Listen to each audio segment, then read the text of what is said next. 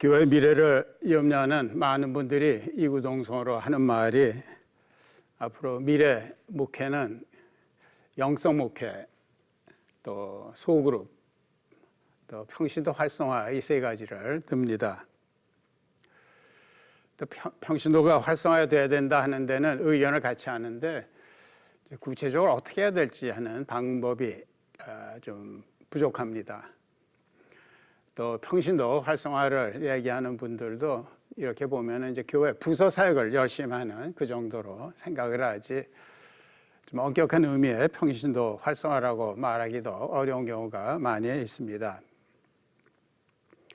근데 가정교회에서는 평신도가 활성화되어 있습니다. 지난번에 말씀드린 것처럼 목장은 가정에서 모이는 교회이고 그 교회를 책임지는 사람을 목자라고 하는데 목자는 평신도이지만은 실제로 목회를 하는 사람들입니다. 그래서 어떻게 이렇게 평신도 활성화되어 있는지에 관해서 말씀을 드리고자 합니다. 가정교회에서 평신도들이 목사와 같은 이런 사역을 할 수 있는 이유는 우리가 성경에 근거했기 때문에 그렇습니다.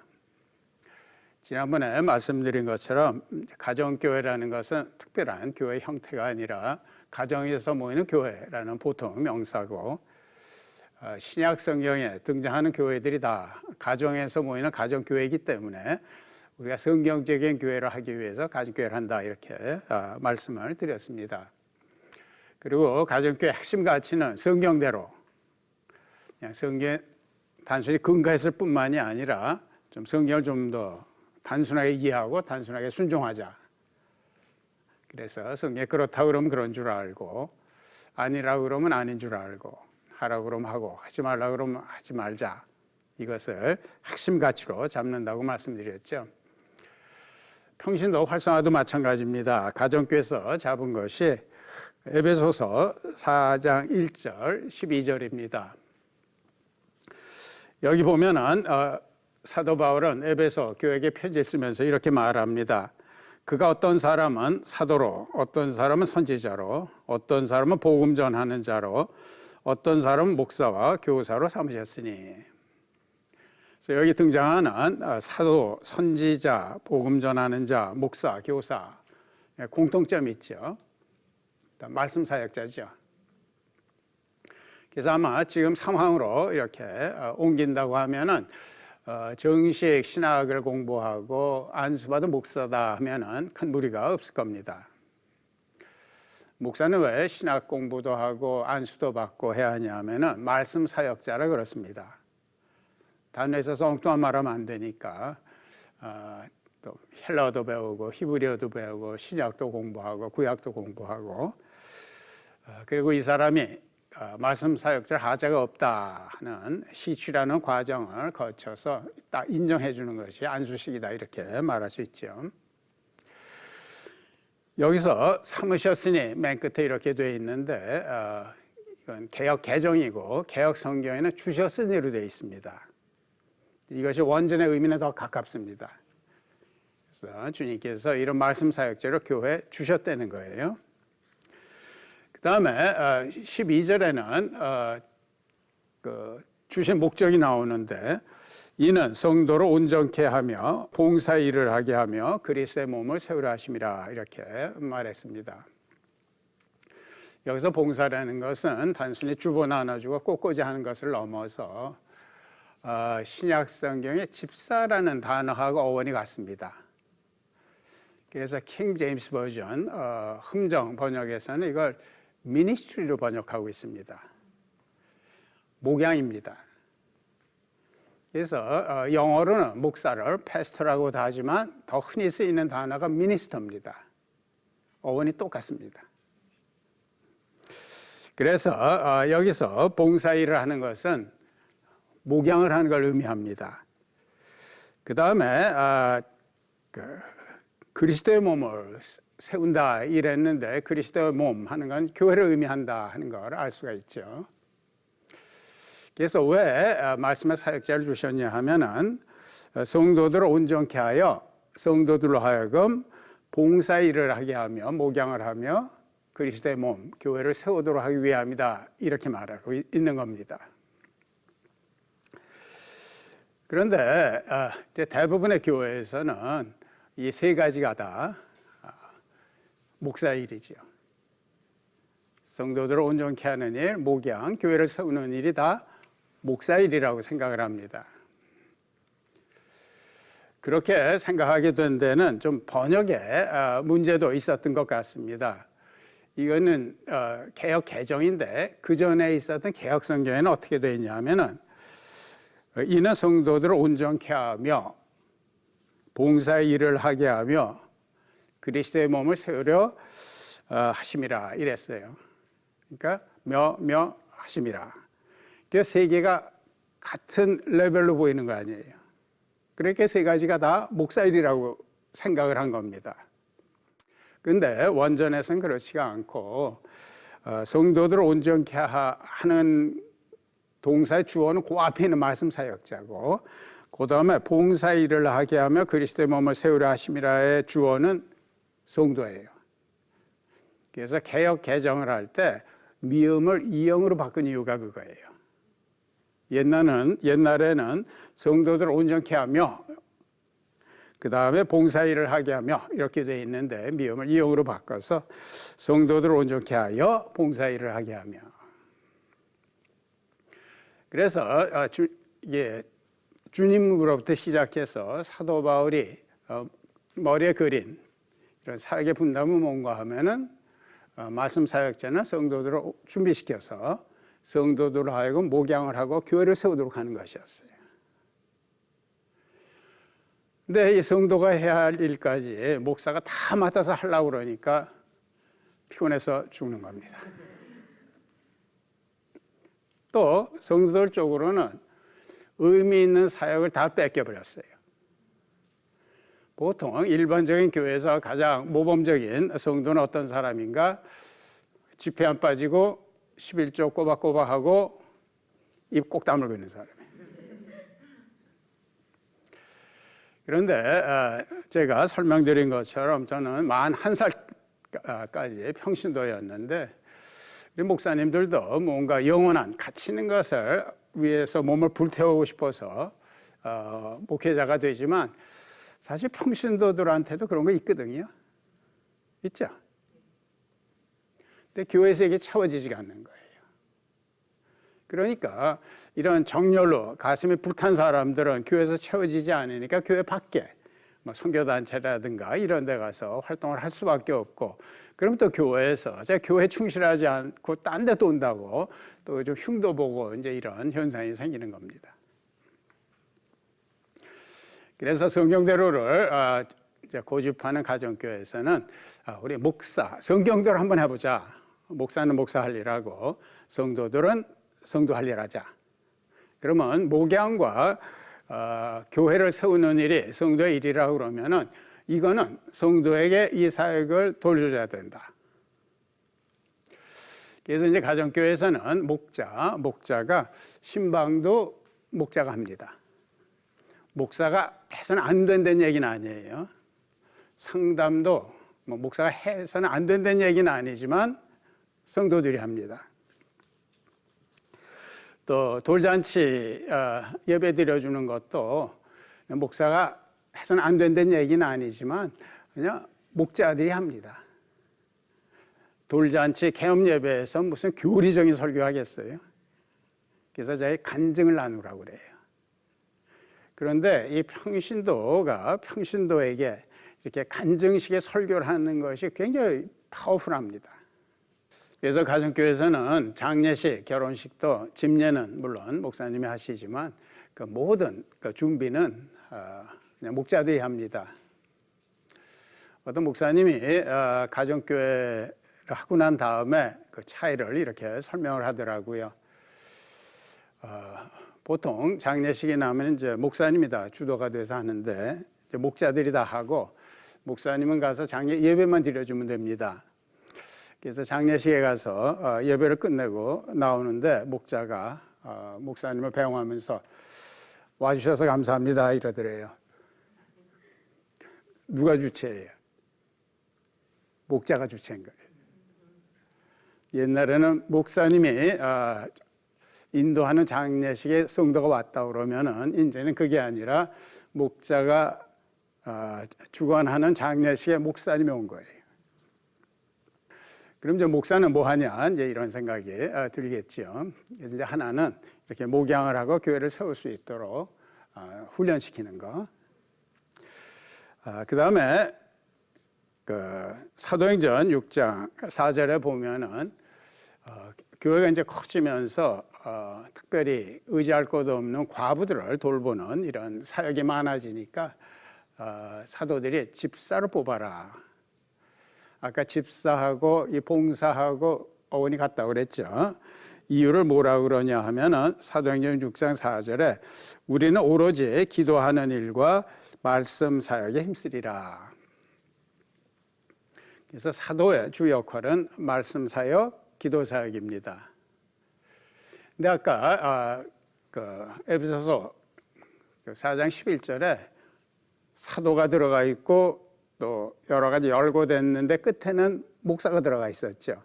그래서 목사도 말씀 사역자니까 사도와 마찬가지로 말씀과 기도가 주사역이 돼야 된다. 이게 가정교회에서 말하는 성경대로입니다. 그래서 목사의 역할은 뭔가 말씀과 기도에 집중하고 가족교회 하시는 목사님들은 보통 이제 하루에 2시간 내지 4시간 기도합니다. 그 다음에 말씀 준비에 목숨 걸고 무엇보다도 성도들을 온전케 하는 일, 훈련시키는 일. 훈련이라는 것은 이제 단순히 성경 공부를 시키는 이거를 넘어서 코칭도 해주고 또 만나서 위로도 하고 격려도 하고 하는 이런 거를 다 포함하는데, 그러니까 가정교회를 하면은 목사가 더 바빠요. 그럼에도 불구하고 행복하다 하는 고백에 나오는 이유가 뭔가 하면은 목사가 할 일 하면서 바쁘니까. 또 성도들도 특별히 목자 그리고 목자의 아내를 목녀라고 부릅니다. 조금 이상하게 들리죠? 얼른 말하면은 목녀, 그래서 꿈꾸는 여자 같기도 하고. 가족의 독특한 용어입니다. 가족이 하는 사람들에게는 따뜻하고 헌신적이고 이런 아름다운 이미지를 갖는 건데, 그래서 이제 목자, 목녀가 되면은 굉장히 바빠요. 그럼에도 불구하고 행복하다고 합니다. 왜냐하면 우리 마음속에는 뭔가 좀 가치 있는 이런 영원한 것을 위해서 일해보고 싶은 이런 욕구가 있는데 이제 이게 해소가 되니까. 가정교회에서는 나중에 조금 설명을 드리겠지만은 이제 전도가 개인 전도가 아니라 목장 단위의 전도입니다. 그래서 전도왕 이런 개념이 성립이 되지가 않는데, 만일 전도왕을 뽑는다 그러면은 이 사람이 되지 않겠나 이렇게 다 동의하는 여자 목자가 한 분이 있습니다. 이제 이분은 굉장히 좀 전도를 잘해요. 그래서 휴스턴이라는 곳에는 한국 식당이 한 10여 개 있는데, 거기서 일하는 분들은 다 웨이트리스로 일하는 분들은 경제적으로 좀 어려운 분들입니다. 그러니까 휴스턴 서울교회 목자 목녀들 이제 만나면은 이제 도와주고 싶으니까, 또 예수님 만나야지 인생 문제가 풀리니까 목자에 초청을 하죠. 그럼 이제 안 옵니다. 근데 이분이 초청을 하면 오는 거예요. 난 이분이 친화력이 좋아서 그런가 했더니 그런 것도 없는 건 아닌데, 이분은 새벽마다 평신도가 200명의 비신자를 놓고 기도를 한대요. 저희들은 VIP라고 부르는데 Very Important Person. 왜냐하면은 그 돌아온 탕자 비유에서 예수님께서 말씀하셨듯이 안 믿는 사람은 아버지가 돌아오기를 간절히 기다리는 집 나간 자식이기 때문에, 그래서 하나님에게 귀한 존재라고 그래서 우리가 VIP라고 부르는 겁니다. 그래서 이게 많이들 오니까 어떤 때는 사람이 너무 많으니까 나눔을 갖기가 어려우니까 일주일에 2개를 해요. 요일을 바꿔서. 한때는 3개까지 했어요. 그래서 3개 하다가 이제 한 사람 세워주고 또 2개 하다가 또 목자 세우고 이제 하나 하고 이러는데, 생활이 이제 완전히 목장 중심으로 돌아갑니다. 그래서 물어봤어요. 자매님 피곤하지 않아요? 그랬더니 이분이 뭐라 그러냐면, 목사님, 제가 목자가 안 됐으면 어떤 인생을 살았겠습니까?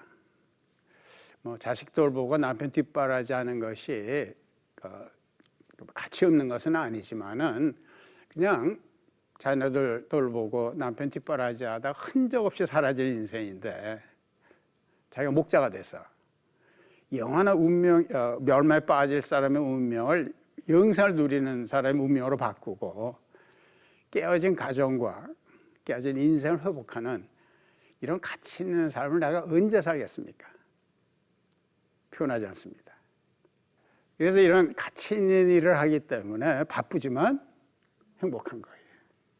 그래서 교회가 이렇게 활성화되고 교회가 이렇게 잘 자라게 되는 겁니다.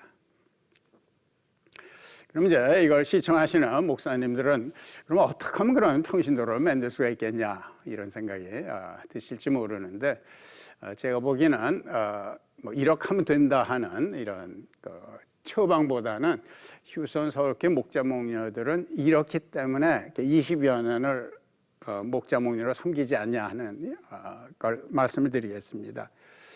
이분들이 이렇게 오랫동안 평신도 목회자 역할을 할 수 있는 것은 첫째는 주님이 꿈꾸셨던 성경적인 교회를 회복해 본다는 이런 사명감입니다.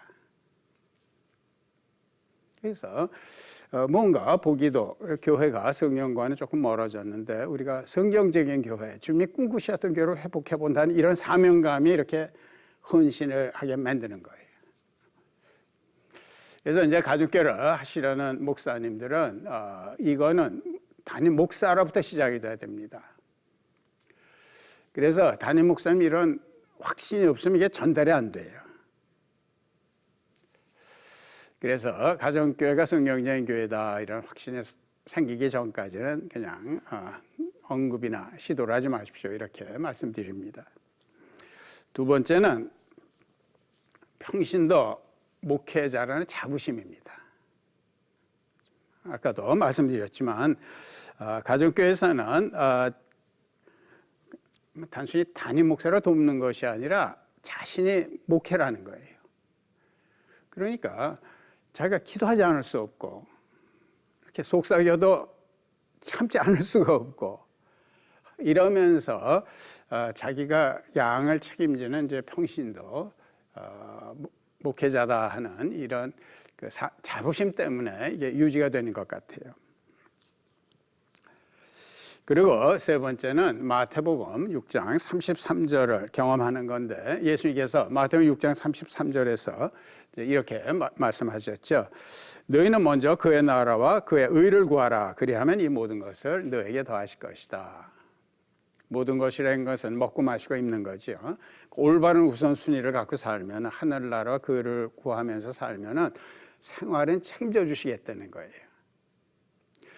그런데 휴스턴 서울교회 목자 목녀들이 이제 왜 이렇게 헌신을 하냐 하면은 정말 주님이 꿈꾸셨던 그 교회를 회복하기 위해서 이렇게 올인을 하니까 정말 자녀들이 잘 되는 거예요.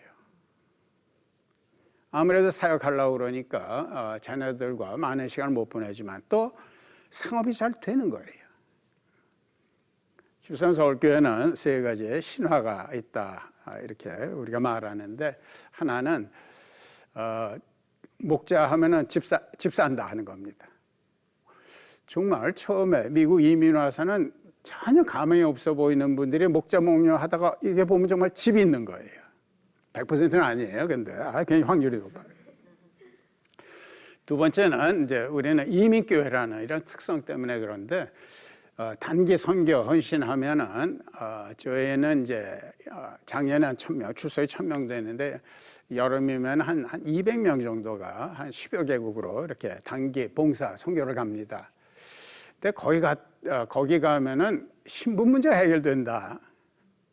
이것도 100% 아닙니다. 그런데 그래요. 세 번째는 싱글로서 싱글 목자하면은 결혼한답니다. 진짜 40대가 목자하면서 결혼한 얘기가 있어요. 이것도 100% 아니에요. 그래서 이제 만나면 이런 간증을 들을 텐데 어떤 분들이 이게 기복신앙이 아니냐 그러는데 그것이 아니라 정말 주님이 약속하신 대로 하늘나라와 거울을 구하면서 사니까 주님이 꿈꾸셨던 성경적으로 회복해보기 위해서 노력하니까 정말 하나님의 책임지더라는 하나님에 대한 자랑이지 기복신앙이 아닙니다. 그러면 이런 일이 안 생기면 목자 목욕 그만둘 거냐? 아닙니다. 그래서 이제 이런 것 때문에 이런 평신도 사역자가 키워지고 있는 겁니다. 이제는 좀 주제를 바꿔서 리더십에 관해서 좀 말씀을 드리고자 합니다. 이런 목양하는 평신도 또 성경적인 교회가 회복되기 위해서 가장 중요한 것이 목사님의 당연히 리더십이겠죠. 근데 이제 가정교회 리더십은 섬기는 리더십입니다. 예수님의 리더십입니다. 마가복음 10장 41절을 보면은 배경을 말씀드리자면은 예수님께서는 주로 지방에서 사역을 하시다가 이제 예루살렘으로 제자들을 데리고 이제 출발하니까 제자들이 이제 꿈에 부풀었습니다. 드디어 로마 압제를 물리치고 하늘나라가 건설되는 모양이다 이제 싶어갖고 이제 소위 말하자면 이제 자리 다툼을 하지요. 요한하고 야고보가 시작을 했습니다. 이제 이 말을 듣고서 이제 딴 제자들이 야 지금 예수님 돌아가시러 가는 건데 무슨 철없는 소리냐 말한 사람이 하나도 없고 다 같은 꿈을 꾸고 있었어요. 화가 나갖고 자기네들만 가서 그랬다고 이러고 있습니다. 그래서 10장 41절에 보면 열 제자가 듣고 야고보와 요한에 대해 화를 내거늘 예수께서 불러다 이르시되 이방인의 집권자들이 그들을 임의로 부주관하고 그 고관들이 그들에게 권세를 부리는 줄을 너희가 알거니와. 무슨 말씀이냐 하면은 니네들 왜 이렇게 높아지라고 애를 쓰냐 하면 재는 맛, 부리는 맛, 세상 사람처럼 그러고 싶어서 그러지 이제 그 말씀이에요.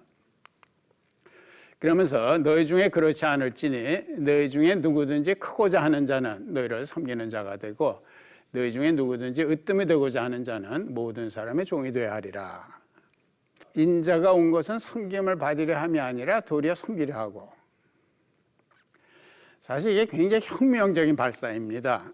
교회를 좀 다니신 분들은 이 구절이 너무 익숙해 갖고 이게 그렇게 마음에 강하게 와닿지가 않지만, 왜냐하면 세상에서는 어떤 사람은 성공했다고 그럽니까? 나를 섬겨주는 사람이 많으면 성공했다고 합니다. 그래서 군인으로 성공하면은 계급이 높아지죠. 왜? 부하가 많아지니까. 회사에서도 회사 생활에 성공한 사람은 직분이 높아지는 거죠. 그러면 부하 직원이 많아지니까.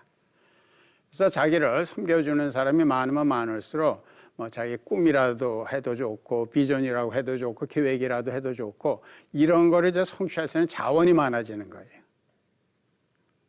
그래서 말을 조금 바꾸자 그러면은 이제 일반 사람들의 인생의 목적은 섬김을 받는 거다 이렇게 말할 수가 있겠죠. 성공하기 위해서는 섬겨주는 사람을 많이 만드는 거.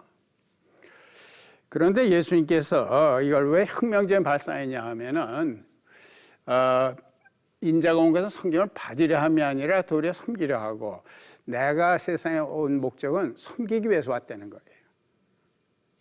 여기서 인자라는 표현은 예수님이 항상 쓰긴 쓰셨지만 특별히 여기에서는 좀 더 좀 의도적으로 사용하시지 않으셨나. 내가 세상의 목적이 섬기기 위해서 왔다 그러면은 너희들도 인자가 그랬다 그러면 너희들도 인생의 목적은 섬기는 것이 되어야 된다 하는 이런 말씀을 하고 계신 겁니다. 근데 이렇게 하면 손해보는 것 같죠? 아니거든요. 인생을 섬김을 받는 일반적인 가치관에서 인생의 목적을 섬김으로 바꾸면은 거기 상응하는 자유가 있어요. 여러분들 우리 인간과의 갈등을 보면은 대부분이 섬김을 받으려고 해서 옵니다. 부부간의 갈등이 뭡니까? 남편은 좀 직장 생활에 피곤해서 오면은 좀 아내가 따뜻하게 대해주고 이렇게 좀 쉴 수 있게 해줬으면 좋겠는데 아내가 안 섬겨주는 거예요. 아내는 또 왜 화가 나요? 하루 종일 그냥 애들하고 싸우다가 좀 남편이 오면은 좀 애들하고 놀아주고 목욕도 좀 시켜주고 그랬으면 좋겠는데 소파에 누워서 TV 보는 거예요. 섬겨주지 않으니까 화가 나는 거예요. 고부간의 갈등도 섬김을 받으려고 해서 오는 겁니다. 시어머니는 좀 며느리가 좀 연삽하게 굴고 이렇게 좀 찾아보고 용돈도 주고 좀 섬겨줬으면 좋겠는데 안 하는 거예요. 또 며느리 쪽으로는 시어머니가 자신의 딸처럼 좀 아껴주고 좀 생각해주고 배려해줬으면 좋겠는데 안 하는 거예요. 그리고 갈등이 생기는 거 아니에요. 세상에 분노를 안고 사는 사람들도 다 그렇습니다. 세상에 나를 안 섬겨주는 거예요. 그런데 인생의 목적을 이렇게 섬김을 받으려고 하면은 그러니까 이제 서운함 이게 지나치면 이제 분노까지 되고 이러는 건데 인생의 목적을 섬김을 받는 것에서 딱 섬기로 딱 바꾸고 나면은 섬김 받는 걸 포기하면 이상한 자유함이 있어요. 휴선 서울교회에서 수요일 날 예배 때 이제 한 목녀 이제 이 단어 이해하시죠? 이제 간증을 했는데 자기가 병원에 입원을 했는데 VIP가 자기가 죽을 한번 쏟아줬다고 뭐 이 얘기를 하면서 막 눈물을 흘리는 거예요. 난 그걸 보면 좀 의아했거든요. 왜냐하면 이 목녀가 정말 그 VIP 정말 정성껏 생겼습니다. 아마 죽을 쏟아주면 한 10번은 쏟아줬을 거예요. 근데 왜 이렇게 한 번 죽 쏟아준 걸로 이렇게 눈물 흘리고 감동을 하나? 자기가 섬기를 목적으로 뒀으면 비교가 될 겁니다. 내가 10번이나 해다 줬는데 한 번밖에 안 와. 이렇게 되겠죠. 그런데 인생의 목적을 섬김을 받는 거에서 섬김으로 바꾸고 섬김 받는 걸 포기해버리니까 그 한 번이 너무너무 고맙고 감동스러운 거예요. 우리가 인생의 목적을 섬김을 받는 데 두면은 항상 서운함과 좀 이런 분노가 떠나지 않습니다. 근데 예수님의 명령에 딱 순종해서 우리가 딱 섬김받는 것을 포기하고 섬기는 걸 인생으로 딱 삼을 때 거기에 상응하는 자유함이 있고 감사가 있는 거예요.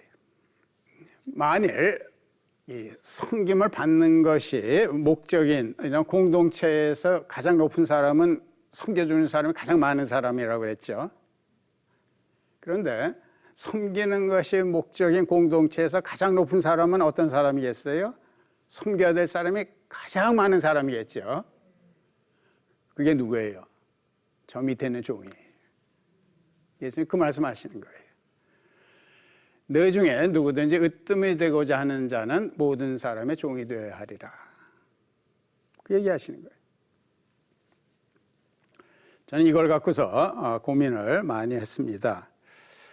왜냐하면 교회에서 으뜸은 어쨌든 담임 목사 아닙니까? 근데 이제 지금 생각해 보니까 이제 그 갈등은 이제 종의 의미를 제대로 이해 못해서 그랬던 것 같아요. 저는 이제 그 당시에 종 그러면 시키는 대로 하는 사람이다 이런 생각을 하고 있었거든요.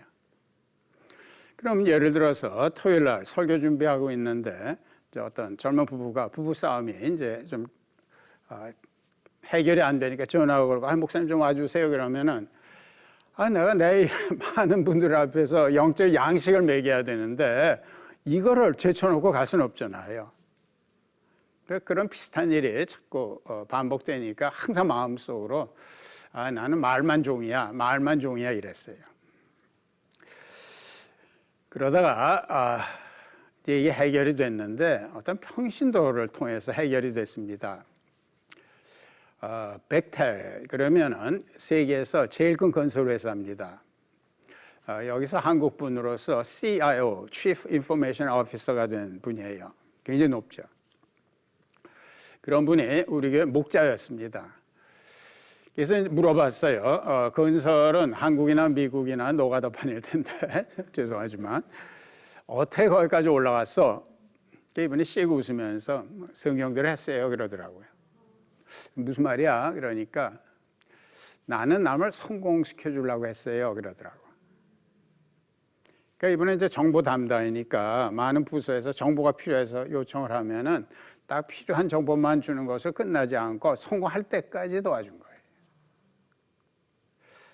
근데 이 말을 들으면서 이제 딱 이게 세상 말로 아다리가 되더라고요. 아, 종이 된다는 것이 남을 성공시켜주는 사람이구나. 그래서 이제 가정교회에서 담임 목사의 역할은 뭔가 하면은 많은 교회에서의 소그룹이 있지만은 많은 경우에는 담임 목사님의 소그룹 리더는 담임 목사를 돕는 역할입니다. 잠재의식 가운데 그런 생각이 있어요. 그런데 가정교회에서는 그게 아니고 담임 목사가 목자 목녀의 성공을 위해서 존재하는 겁니다. 사소한 차이 같지만은 엄청난 차이입니다. 그래서 가족에 하시는 목사님들의 꿈은 뭔가? 천국 가서 목자 목녀들이 목회자인 우리보다 더 많은 상급을 받는 겁니다. 종이 되는 리더십, 남을 성공시켜주는 리더십 때문에 그렇습니다. 제가 흔히 하는 말 중에 하나가 어른 말씀 들어서 잘못되는 법 없다 이런 말을 하는데 거기서 그 어른은 하나님입니다. 항상 성경에서 하라는 대로 해서 잘못되는 법 없습니다. 그냥 그래서 자꾸만 따지지 말고 단순한 이해, 단순한 순종이 필요한 이유가 그거예요. 예수님께서 자신은 섬김을 받으러 온 것이 아니라 섬기러 왔다 이러셨고 으뜸이 되고자 하는 사람 모든 사람이 종이 되어야 된다 하셨기 때문에 정말 남을 성공시켜 주려고 하는 사람이 될 리더십을 발휘하다 보니까 정말 좋은 일이 생겨요. 그 중에 하나가 자녀들에 대한 신앙이 전수되는 겁니다. 자녀들이 신앙 가운데 잘 자라기 위해서는 이들을 맞는 교육, 우리 교육자들 이런 분들이 오래 해야 돼요. 교회도 부흥하기 위해서는 담임 목사님이 오래 있어야 돼요. 그러기 위해서 이제 휴스턴 서울교회 같은 경우에는 이분들이 오래 남아서 사역을 하기 위해서는 우선 먹고 살아야 되잖아요. 그래서 어느에게나 이게 적용될 수 있는 건 아니지만 제 아내는 약사로 쭉 풀타임으로 일을 했습니다. 근데 이제 병원이나 약국이 아니고 진료소에서 일했기 때문에 주말에는 문을 안 여니까 사역도 할 수 있고 이랬는데 그래서 그랬긴 그랬지만 어쨌든 간에 제가 부임한 다음에 전도사님, 어린 전도사님이 있었는데 제 사례금은 동결시키고 매년 몇 퍼센트 인상을 회사처럼 받았는데 제 사례금은 동결시키고 이제 제 인상분을 줬어요. 그러다가 이제 딴 분이 오면 이제 그분 수준으로 드리고 한 7년 하니까 같아지더라고요. 그래서 은퇴금 모여서부터 모든 혜택을 우리가 똑같이 했습니다. 그래 오래 했을 거 아니에요. 그리고 저는 목표를 어디다 뒀냐 하면은 이분들이 내 목회를 돕는 분이 아니고 내가 이분들이 자기 분야에서 청소년 목사면 청소년 목사, 어린이 전도사면은 어린이 전도사 여기서 사역을 잘하고 영향력 있는 사람이 되는 걸 목표를 뒀어요. 어떻게든지 자기 개발을 할 수 있고 사역할 수 있는 길을 열어줬고 그러니까 교육자 모임도 일반 교회와는 다르지요. 조금 교회가 사이즈가 있으면은 이제 담임 목사님이 좀 CEO처럼 이제 보고받고 지시받고 하지만 이제는 주체가 제가 아니라 전문 사역자니까 그러니까 그런 시스템에 어울리지가 않고 자신들이 좀 의논이 필요하든지 내 자문이 필요할 때 의견을 내는 이런 식으로 자연스럽게 그렇게 됩니다. 그렇게 하니까 이게 자기 목회가 돼버리니까 거기서 이제 창의력이 나오고 그다음에 주도적으로 사역을 하게 하고 그래서 휴스턴은 한인 인구가 많지가 않습니다. 한 2, 3만 되는데 제가 이제 은퇴할 때 작년 추세가 한 1,000명이라고 말씀드렸는데 그 어린이 또 우리 영어 회중이 있는데 그거 합치면은 그쪽이 또 한 1,000명 됐어요. 왜? 다들 우리 교육자들이 오래 20년 이상씩 사역을 했고 또 이분들 쪽으로는 뭐 생활도 되지 담임 목사가 자기를 성공시키려고 애를 쓰지 또 자기 어떤 뭐 비전이나 이런 거를 이렇게 발휘할 수 있는 길이 있지 그러니까 떠날 필요가 없고 정성을 다하니까 이렇게 신앙 전수가 되는 거예요. 그래서 뭐 요즘 얼마 전에 어떤 통계를 읽었는데 청소년 중에서 고등학교 졸업한 다음에 교회 안 나가겠다는 사람이 90%다 이런 거 읽은 적이 있는데 가정교회에서는 이제 거꾸로입니다. 안 나가는 사람은 10%밖에 안 되고 90%는 이렇게 올라갈 수 있는 이유가 뭔가 어릴 적부터 전문 사역자가 계속 머물면서 이렇게 사역을 했기 때문에 그런 겁니다. 그래서 이 네 가지 말씀드린 거 교회 존재 목적, 영원권에서 제자 만드는 거, 성경적인 제자 훈련 방법, 가르쳐서보다는 보여서, 그다음에 교회 사역, 목사는 목사할 일하고 성도는 성도할 일하고, 그다음에 리더십, 예수님이 말씀하시는 섬기는 리더십, 요 네 가지를 가정교회 네 기둥이라고 합니다. 집 지을 때 기둥 이렇게 4개 세워서 지붕 덮는 것처럼. 그래서 이 네 가지를 놓고 집중한 겁니다. 이게 성경적 단순한 이해, 단순한 순종 아닙니까? 그래서 논리도 너무 복잡하면은 흐려져요. 그냥 이 네 가지 성경 구절 잡고 이 원칙 붙들고 그냥 버티다 보니까 이렇게 목사 역할을 하는 평신도도 키워지고 또 제가 말씀드린 것처럼 매주일 2명 내지 3명꼴로 예수님을 영접하고 또 침례를 받고 또 제가 은퇴할 때 교인들의 84%가 저를 통해서 예수님 영접하고 그 침례, 저는 침례교회니까 세례를 받았다 하는 거 그런 결과가 오는 겁니다. 이 네 가지 원칙이 여러분에게도 도움이 됐기를 바랍니다. 마치겠습니다.